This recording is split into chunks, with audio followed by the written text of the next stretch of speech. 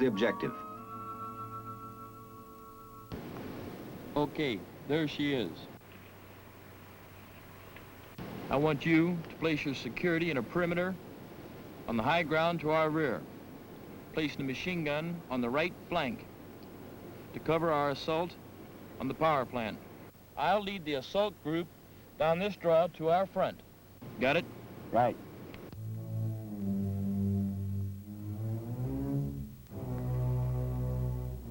The security group sets up their machine gun. They will cover the advance of the assault group.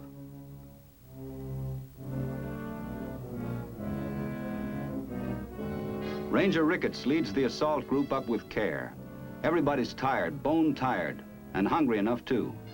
But they're pretty well out in the open now, and they have been through too much to get careless so close to success.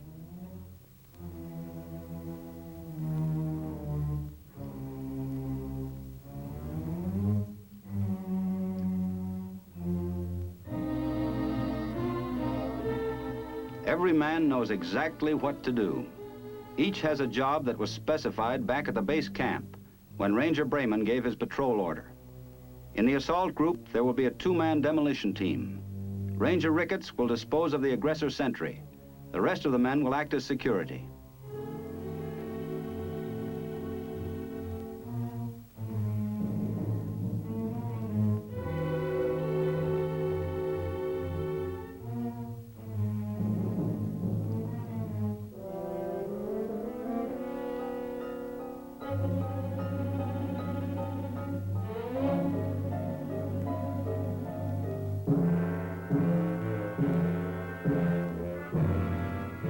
As they get closer, two men drop off to either side to act as local security. Then the rest of the assault group makes the final rush to the wall.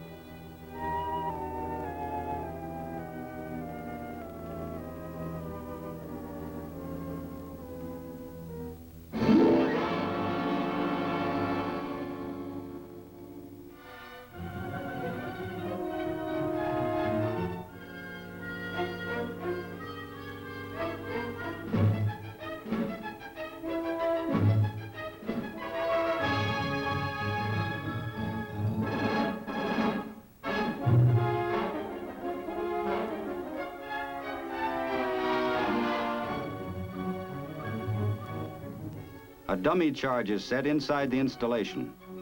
Then the patrol takes off, picking up their security on the way.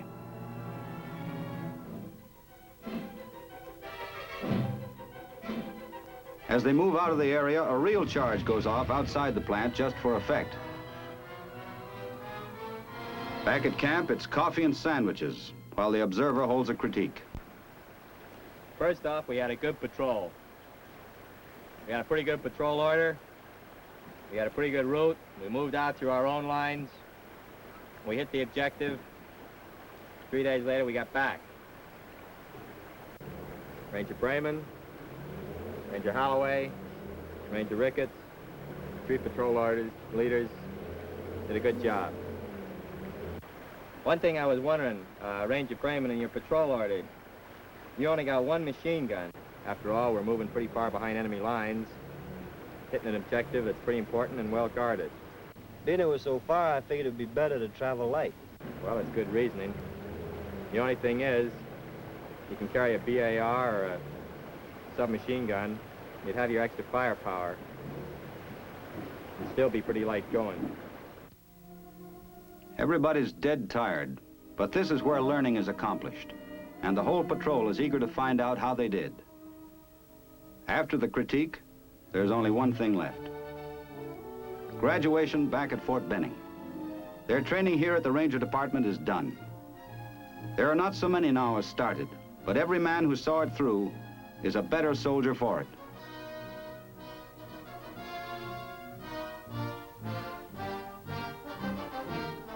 Even Goober learned a lot. Every Ranger will now return to his parent unit, where his new knowledge will spread to those around him, until the entire unit will be a better fighting team, stronger and more wise. That unit will owe a great deal to these men who had the guts to get through the toughest course in the Army and win the patch that dubs you Ranger.